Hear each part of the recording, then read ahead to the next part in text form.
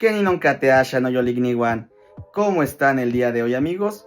Pues el día de hoy me gustaría enseñarles la siguiente frase en náhuatl, y es la siguiente.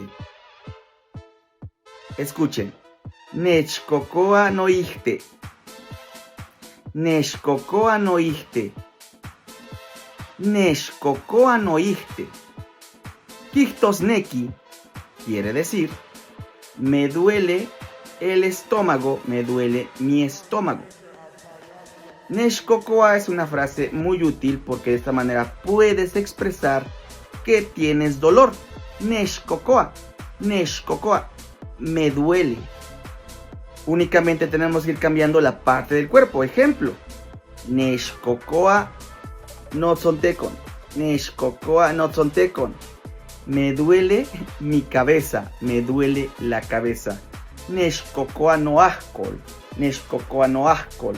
Me duele mi hombro. Así es que nechcocoa es muy útil para decir, expresar que te duele algo.